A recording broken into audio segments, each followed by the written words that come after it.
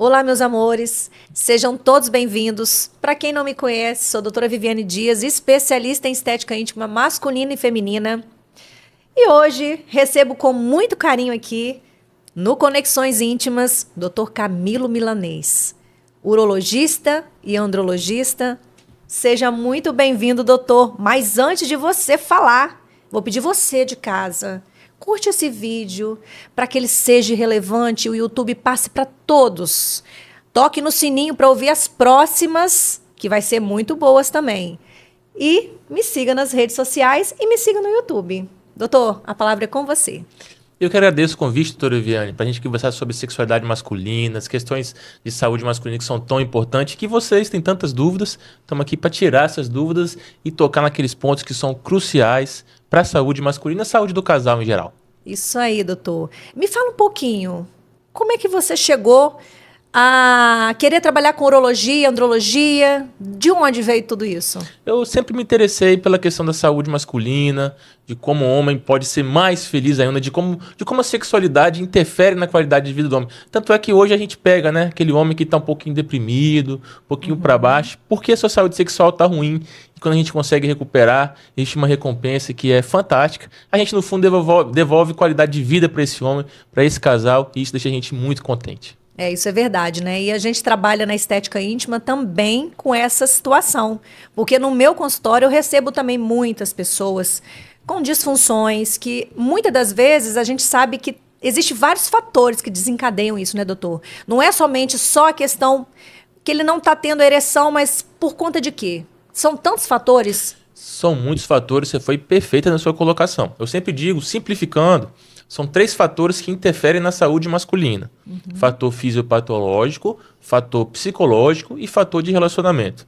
Dentro de cada fator, a gente tem uma subdivisão aí praticamente infinita que a gente tem que trabalhar, fuçar, entre aspas, para tentar descobrir o que está fazendo, favorecendo ou interferindo negativamente na saúde masculina desse homem. E essa parte aí, a gente trata o paciente e a gente tem que ter um pouco de psicologia. Né? Porque quando o paciente vem ao nosso consultório, ele quer se abrir, ele quer conversar. E isso é tão importante, eu me sinto assim, privilegiada de receber, claro, né? Eu sempre falo que eu recebo ali mulheres e homens, né? Eu trabalho tanto com a estética íntima feminina e masculina. Mas quando eu vejo que um homem se abre para poder falar de coisas assim, íntimas, que é só ele, e que ele está falando isso para mim, sabe? Eu fico muito lisonjeada de poder estar atendendo as expectativas e ele ter essa segurança de conversar coisas que não é somente por conta de um problema físico, mas também um problema que vem por outros fatores. Você tocou num ponto muito importante agora, que se chama a questão da educação sexual, né?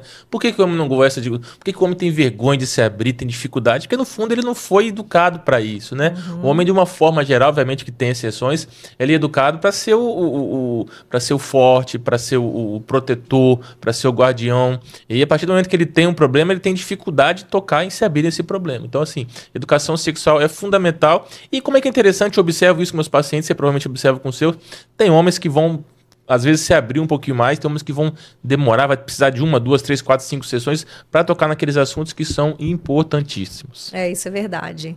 E eu fico pensando assim, né, como é que pode, às vezes... eu atendo muito mais homens no meu consultório, assim, casados, que vai às vezes com a esposa. Sim. E eu falo que a estética íntima, ela trata o casal. Porque quando vai o casal, realmente eles querem uma solução. Às vezes é um casamento de muitos anos, né? E eles começam a ver que tem solução para poder melhorar essa área e trazer um conforto para eles. Então, assim, nessa área ali, quando ele chega para conversar comigo, teve um paciente que foi muito engraçado. Ele pediu para a esposa sair. Ele chegou no meu consultório, foi lá para poder fazer a estética íntima. Ela ia fazer a parte dela em outra ocasião, mas ele pediu para ela sair, que ele queria conversar comigo. Sim. E aí ele me relatou, ele falou assim, doutora, eu tô com a autoestima muito baixa, minha mulher não tem nada a reclamar, tá tudo bem. Ela fala que tá tudo ok, o tamanho tá bom, o calibre tá bom, mas eu não tô bem comigo. Eu não estou me sentindo bem, eu tô com uma autoestima muito baixa. E eu não sei porquê, não tá legal, eu quero fazer. E eu não queria falar isso perto dela, porque ela falou que não tinha problema nenhum, mas ela me acompanhou. Então, ela é minha parceira de muitos anos. E eu achei bacana ele tá abrindo para mim essa coisa dele tão, assim, íntima. e fez o procedimento, e eu recebi um feedback da esposa, que ela mandou um áudio para mim, mandou um áudio, na verdade foi ele que me mandou, mas como se eu não tinha o telefone dela, né? Ela relatando o quanto a autoestima dele tinha melhorado, o quanto que foi muito bom ter feito a estética íntima. E aí, assim, eu fico emocionada por conta de que eu tô ajudando o casal, né? Você tá ajudando ali uma parte que às vezes tá ali, que não tá mais indo, né? E um casamento de muito tempo a gente sabe que desgasta, né? Com certeza. O paciente se tem essa dificuldade, e às vezes tem dificuldade de se comunicar com a esposa, e às vezes consegue se abrir pra gente, e a gente consegue identificar e consegue dar, é satisfatório, né? Não só pro paciente, pra sua esposa, pro seu parceiro, no caso dos homens homossexuais, pra gente também. A gente conseguir devolver através da estética, através da medicina estética, da biomedicina estética, tudo, devolver essa autoestima que é tão importante. Que eu falo sempre que a ereção e a saúde masculina começa na cabeça, né? Ela pode começar e pode nem começar, pode ser inibida na cabeça. Esse homem que tem essa dificuldade, que está com a autoestima baixa por causa do seu tamanho de pênis, a partir do momento que ele faz esse procedimento estético, seja ele qual for, que você consegue aumentar, melhorar a autoestima dele, ele está ganhando qualidade de vida, melhorando seu relacionamento e está sendo feliz, que é isso que no fundo a gente quer. E lá no seu consultório, doutor, você tem muitos pacientes que chegam assim com essas coisas, com as disfunções, que a gente sabe que não é só disfunção erétil, né? Tem a ejaculação precoce, tem a ejaculação tardia, tem o priapismo, tem N situações, tem o que a gente estava falando da doença Peyronie, né? Que é uma coisa muito mais complexa, como o senhor mesmo disse, né? Então, assim, como que esses pacientes lá, eles chegam com frequência? A gente recebe de tudo, né? Tudo que você imaginar, a gente recebe, não só eu, como qualquer urologista, como qualquer andrologista. Mas, sem dúvida nenhuma, as que você citou é o que a gente mais recebe. Disfunção erétil, ejaculação precoce, ejaculação demorada, doença de Peyronie. Essas 4 aí a gente abrange praticamente 99% do que a gente atende no consultório. São essas... No tocante à doença de Peyronie, que você falou, doutora, para mim, na minha opinião, particular, uma opinião minha, é uma das doenças mais complexas, não só da andrologia, como da medicina em geral. Esse paciente com doença de Peyronie, que é aquela doença do pênis torto adquirido, esse paciente tem uma questão fisiopatológica muito importante, tem uma questão psicológica, tem a questão de relacionamento, ele já chega bastante em dúvida, ele já leu bastante, tem muita desinformação na internet. Então, esse paciente muitas vezes nem precisa operar, depende da situação. Esse paciente precisa realmente de um cuidado especial.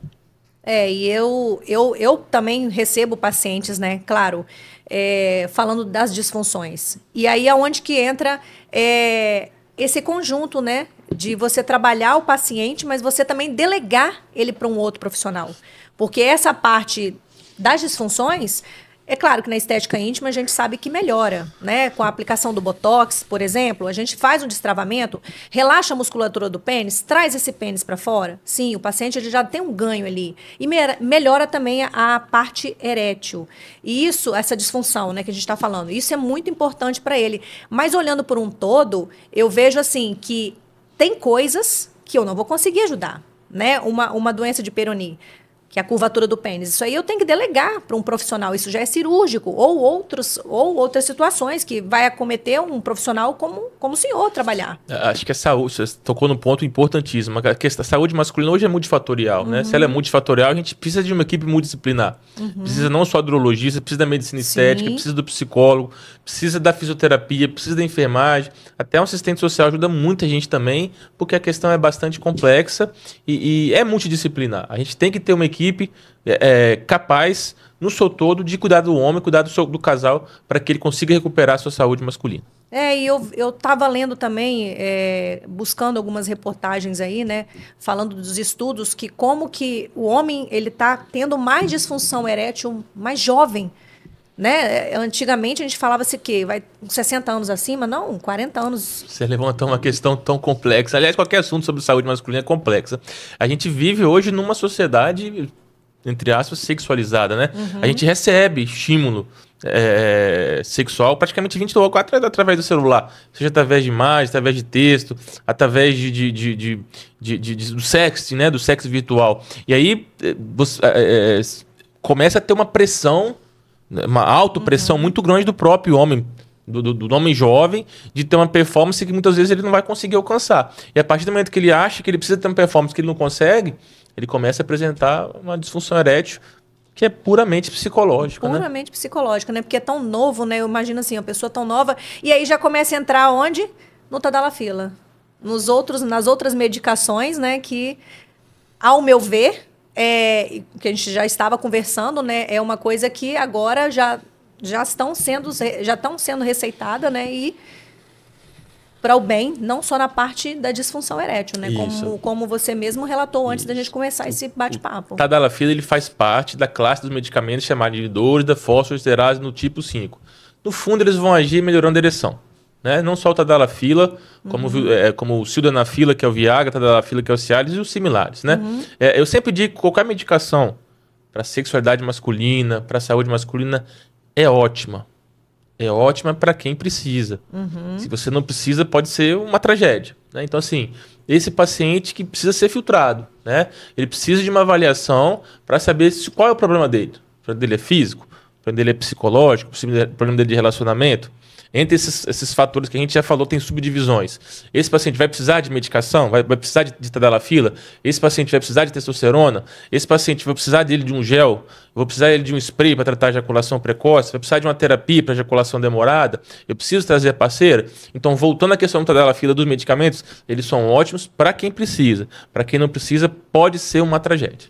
E a questão que também vicia, né? Aquele paciente pode até ter já uma ereção legal, né?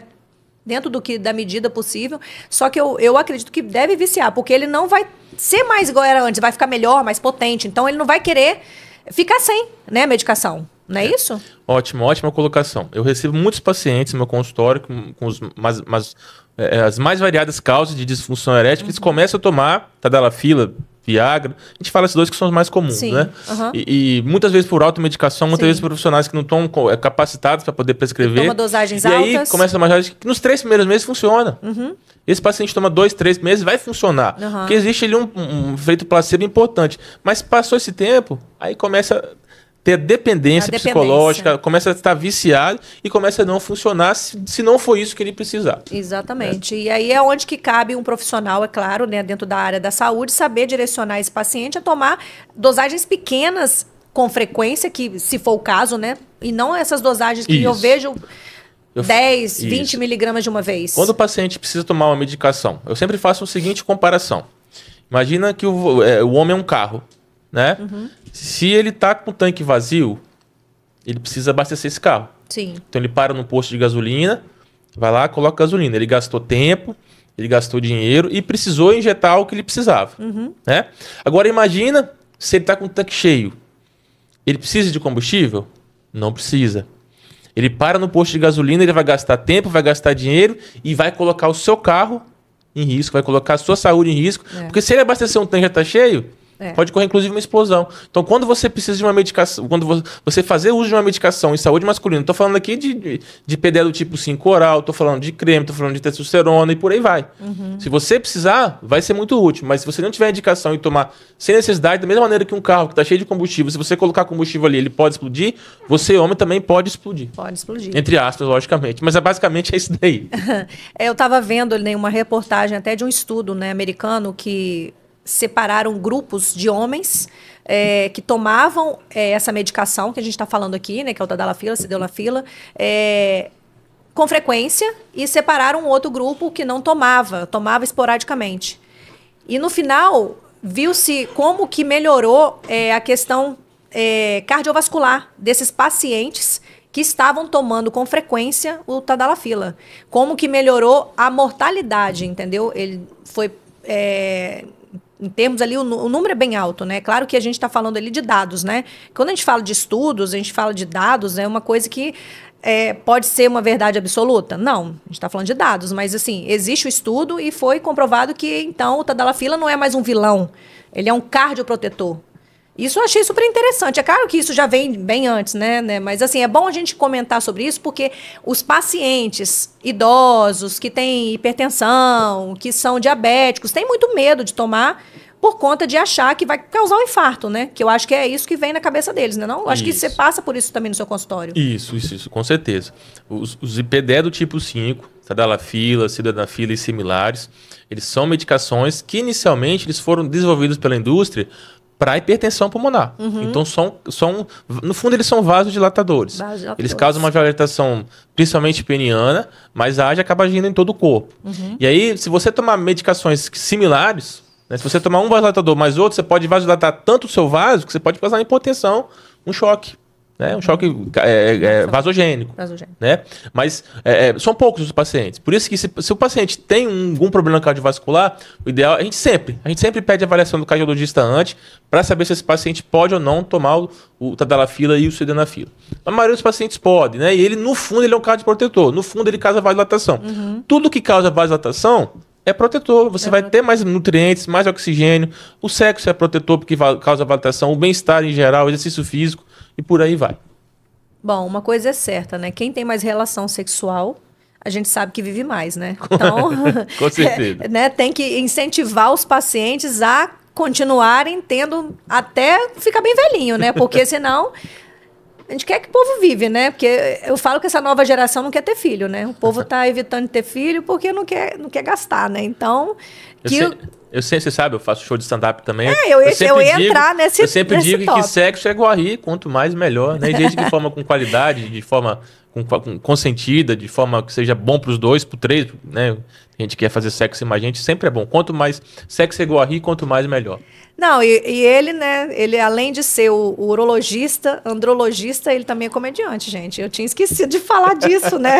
É que a gente ia tocar nesse momento, né? Que ele também dá shows e os shows dele são maravilhosos, tá? Mas todos os shows têm muito conteúdo, né, doutor? Eu percebi, Viviane, fazendo o que eu faço, eu percebi que com humor as pessoas prendem mais a atenção das pessoas, a informação ela é melhor absorvida. Fazendo podcast, fazendo live, fazendo palestra, dando aula, que eu sou professor também, com humor a gente consegue prender mais a atenção das pessoas, consegue passar mais informação. Comecei, tem 2 anos que eu faço show de stand-up, tem sido maravilhoso, estou me divertindo bastante, a gente recebe feedbacks sensacionais das pessoas, um assunto delicadíssimo, né? Você falar sobre saúde masculina, falar sobre disfunção erétil, ejaculação precoce, informar adequadamente as pessoas sobre o Viagra, tadalafila, testosterona, tamanho do pênis, que é um tabu. Né? Quanta gente que não gosta nem de falar sobre... Acha que é pecado mental.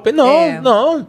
Se você não quer, ótimo. Se você quer, ótimo também. A gente tem que entender que quem quer, quem precisa, não é verdade? Falando de pecado, isso aí na minha família, né? Eu ouço isso dentro da minha família, que eu vou queimar no mármore do inferno. Mas tudo bem, né?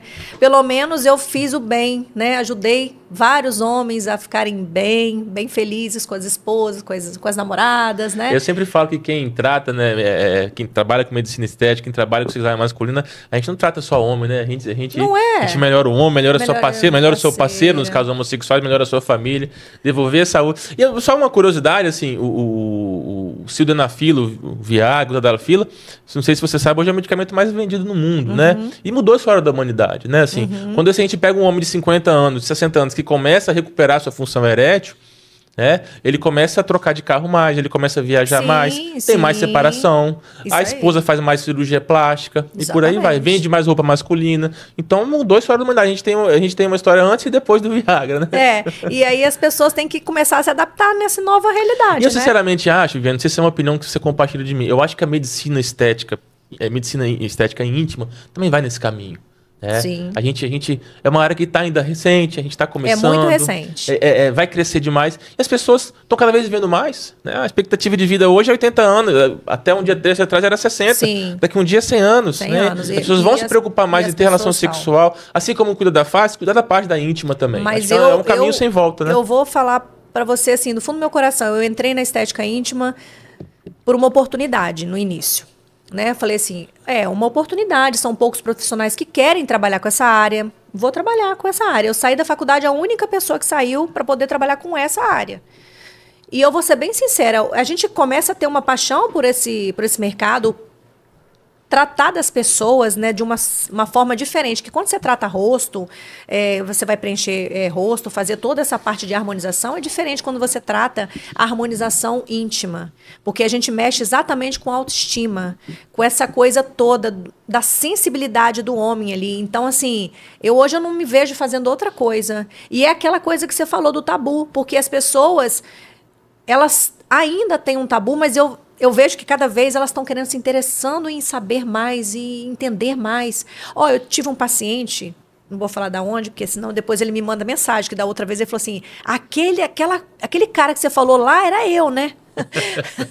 Aí eu não vou falar dele hoje, mas ele falou como que ele é outra pessoa.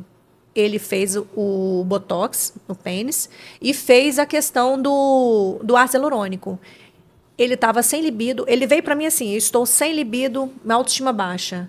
E só de eu trabalhar essa parte da estética, que eu não trabalhei nenhuma disfunção, eu não trabalhei medicação nenhuma. Foi somente o procedimento estético. Ele veio me relatar o quanto que ele já estava diferente. O filho dele me relatou, o filho dele está indo fazer a harmonização íntima comigo em São Paulo. Que o filho dele falou assim, só de olhar meu pai é outro homem. Então, assim... Que coisa boa, né? Isso é satisfatório, né? Isso é gratificante. Aí a gente, no fundo, trabalha pra e aí isso daí, a gente né? trabalha com prazer, né? Que a gente está trazendo um bem para a pessoa. E saber que o homem é ativo, né? Porque não existe mais idade não, gente. Tem não. Eu tenho um paciente no meu consultório de 90 anos. Não tem mais me não. procurando porque quer ter ereção normal, quer ter relação sexual normal com a sua esposa de 80, 85 anos que tá querendo também. Que maravilha, gente. Não, E com frequência sai reportagens aí, né? Você deve ter reportagem frequente que a terceira idade hoje está transando tanto quanto ou mais que o jovem. Sim. Não, e assim, e fazem muito melhor, né? Com qualidade, né? Com qualidade. Porque... Existe um reconhecimento pleno da sua saúde, do que você gosta. Sim. Não tem mais pudor, né? Exatamente. Assim, entre quatro paredes, obviamente, né? E acaba aproveitando mais, tendo uma qualidade sexual maior do que a geração. Isso não sou eu que estou falando. Isso aí sim, sai, são estudos, né? São estudos que saem com frequência Exatamente. na imprensa. Aí, né? E eu falo que a gente, igual como você falou lá no início, nós não fomos criados para poder falar sobre isso ou para poder viver isso. Eu, na minha família, imagina, nunca falei sobre nada do meu corpo para minha mãe e para o meu pai. E olha que eu não sou tão velha assim, né? Imagina. Então, assim, hoje eu vejo a minha filha, eu falo, tem que falar, tem que se comunicar, tem que entender o que é o corpo, tem que entender as emoções, os desejos, né? Eu acho que tem que experimentar as coisas. Então, assim, lá na nossa época não tinha isso, era um tabu muito maior. Imagina, quando que eu me formei lá mocinha, nem sei como é que foi que eu fui dar essa notícia para minha mãe. Acho que eu nem sei se eu dei.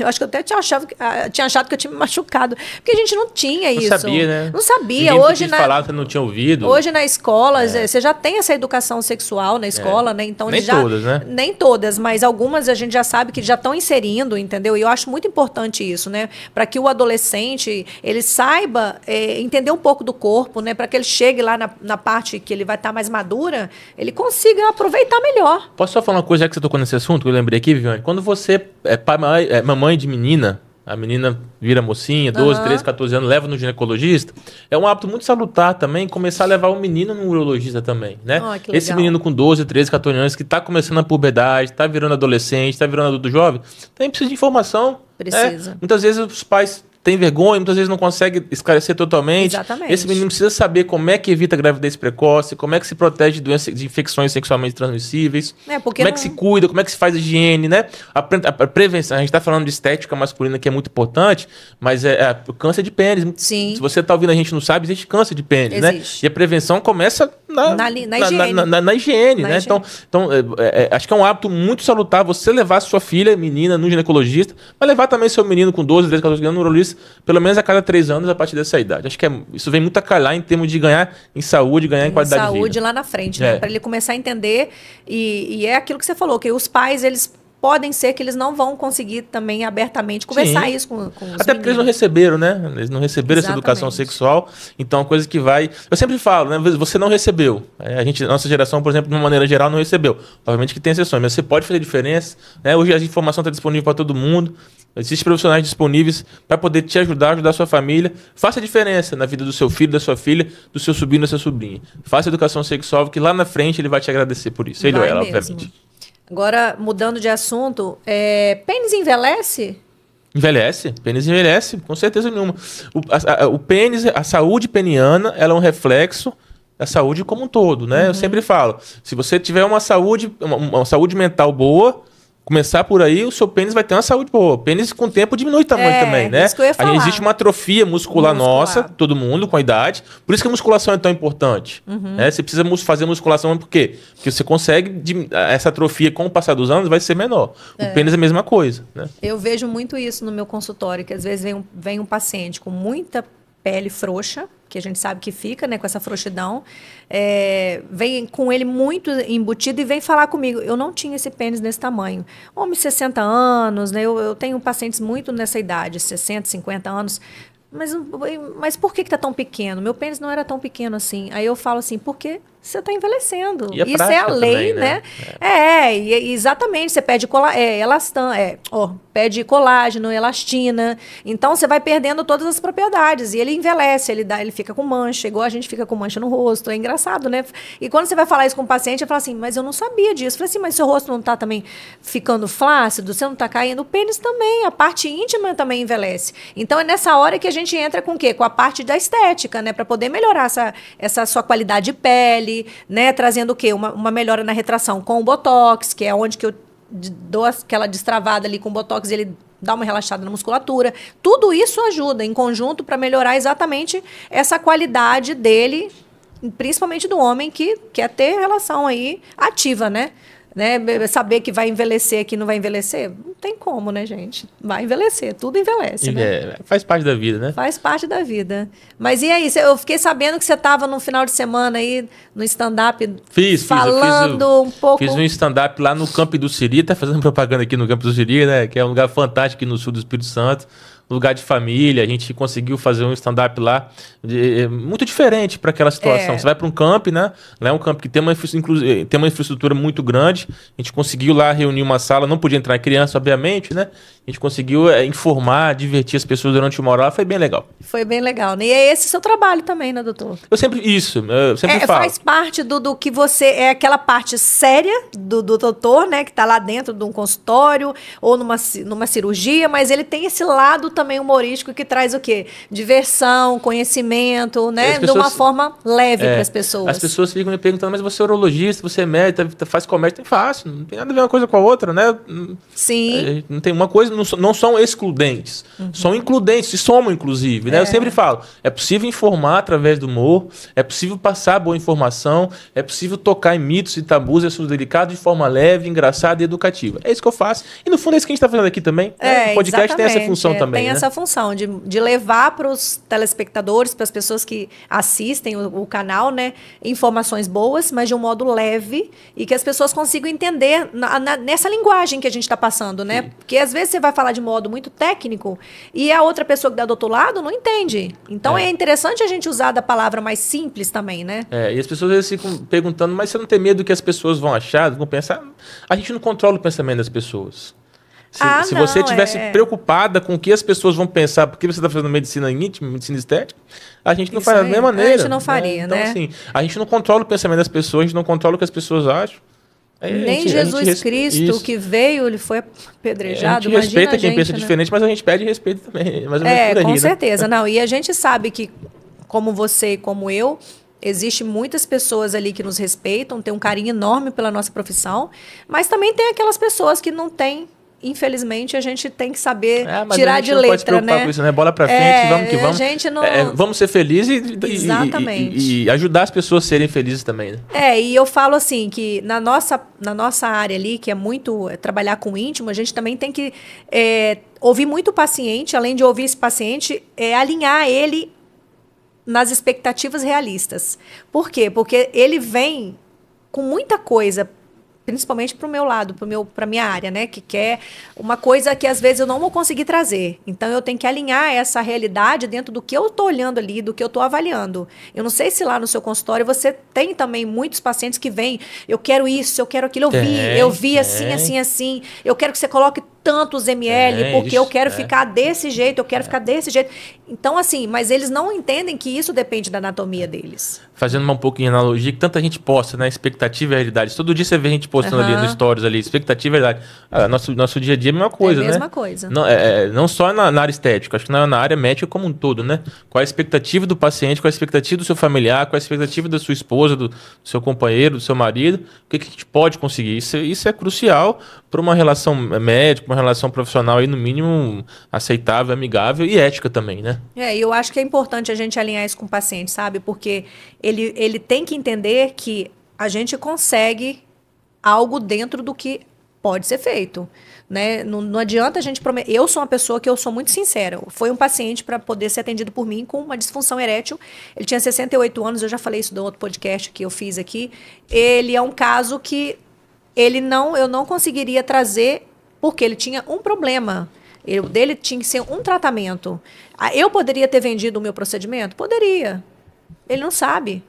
Mas eu sou uma pessoa que eu gosto de trabalhar com honestidade, porque esse paciente vai me procurar depois. Eu falei assim, olha, eu vou te indicar um urologista e você faz um acompanhamento, porque essa sua parte de disfunção, você não é uma coisa assim ocasional que ele sentia. Ele não tinha ereção. Então, o dele era um tratamento que ele tinha que fazer. Depois, ele vir me procurar para poder fazer um preenchimento, já seria uma outra... Imagina eu preencher o órgão dele e ele não ter condições de subir. Ele tem que ter a parte da fisiologia também, né? Que é ter a ereção. E eu não vou proporcionar isso para ele só com preenchimento. Colocações maravilhosas sua. Saber quem não precisa é tão importante ou mais de saber quem precisa, né? Exatamente. Porque é essa parte aí que a gente cabe a nós, né? Trabalhar com o que a gente jurou, né? Trabalhar com a verdade e ajudar o paciente, estar do lado do paciente. Eu acho que isso eu preconizo muito, principalmente na minha área. Porque se eu não posso, eu delego. Se eu vejo que, igual a parte da mulher da ninfoplastia, que não é o seu caso, né? Quando eu vejo que a mulher, a quantidade de pele é muito grande e uma situação para uma cirurgia e não para uma cirurgia laser, eu tenho que delegar. Porque se eu não vou trazer aquela expectativa, o que ela quer, que às vezes elas querem, chegam lá e falam assim, eu quero melhorar. Beleza. Nós vamos fazer 2, 3 sessões de linfoplastia. Vai diminuir bastante. Não, eu quero tirar tudo. O seu caso é cirúrgico. Tem que delegar. Esse caso seu eu não vou conseguir alinhar a sua expectativa com o que você vai ver depois. Então, eu tenho que ser honesta com ela, porque ela vai sair de lá feliz, porque eu fui honesta com ela. Não que eu queira que ela vá fazer uma cirurgia, né? Eu sempre falo com meus pacientes, procurem sempre procedimentos estéticos e não cirúrgicos, que são menos invasivos, né? Mas tem casos que não tem como. Às vezes, tem um caso que eu vou ter que te delegar. O paciente vai ter que colocar uma prótese e não um preenchimento. Né? Então, assim, a gente tem que delegar essas coisas. Não dá para eu fazer tudo. Eu procuro fazer o que está cabível a mim. Né? Então, eu acho que essa é a parte que a gente se une, os profissionais, né? Que eu falo que não existe essa coisa assim, porque eu sou médico, eu sou biomédico, eu não me envolvo com esse tipo de profissional. Eu acho que isso são pessoas que têm uma cabeça muito pequena. Porque se a gente se unir, as classes se unirem, eu sei que isso é uma coisa muito complexa de falar aqui, porque eu sei que dá muito transtorno. Mas, assim, se unissem, olha como é que seria legal. É um urologista e trabalha com uma outra especialidade, com uma biomédica, e tem um psicólogo que vai também fazer uma função ali que precisa, que é aquilo que você falou no início. É a questão multidisciplinar, você trazer todos os profissionais cabíveis ali para aquele paciente específico. Eu acho sensacional isso. Só que não é todo mundo que pensa dessa forma, né? Infelizmente, a gente não tem todos os profissionais com uma cabeça tão aberta como a nossa, né? Como a nossa. Para ajudar e tentar ajudar o paciente ali, né? Bom, mas me fala mais um pouquinho de você. Quando vai ser o seu próximo show? O próximo show é sábado, primeiro sábado de agosto, 3 de agosto, no Joker Comedy Bar em Vila Velha. Olha. Quando o Ovo Soca, uma prosa sobre relacionamentos. Show que foi feito pra você rir, pra você refletir, pra você se emocionar. Tá vendo? Ele já riu ali já? Não pode perder. O show dele vai ser dia 3/8, tá? Vai ser em Vila Velha. Depois ele vai falar mais um pouquinho. E assim, é sensacional. Quem nunca foi assistir, vale a pena. É aonde que é mesmo, doutor? Joker Comedy Bar em Vila Velha. Mas é isso, gente. Olha, posso passar o Instagram do Joker? Joker Comedy Bar. Sim, lá tem todas as informações do local, tudo certinho. 6 de setembro eu tô em São Paulo, no Bexiga Comedy Club, lá na Rui Barbosa. Tá vendo? Bexiga, né? Famoso, né, gente? 6 de setembro no Bexiga. Dia do sexo, inclusive. Dia do sexo, 6 de setembro. Não precisa falar porque é o dia do sexo, 6 de setembro, né? 6/9, né?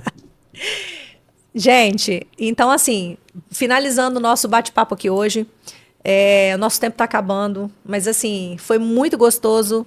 ter você aqui, doutor, Digo para a mesmo. gente conversar, fazer esse bate-bola, falar um pouco da saúde do homem, falar dessa estética íntima, como que ela entra, né, na parte funcional, na parte também, no geral, né, que eu acho que tudo complementa, né? Estética faz parte da saúde, né? Faz É um parte da complexo. saúde. Assim como é a parte física, a parte psicológica, a parte estética também é importantíssima e essencial. Doutor, deixe suas redes sociais aqui para todos te seguirem. Meu arroba Camilo Milanês, tudo junto, com Z no final. Lá eu faço informação de forma leve, engraçada e informo não só você, sua parceira, sua esposa, seu parceiro, de forma a você ter uma qualidade de vida, uma saúde masculina, que é a que você almeja.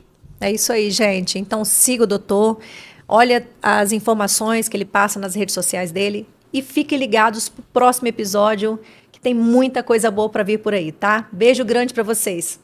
Tchau.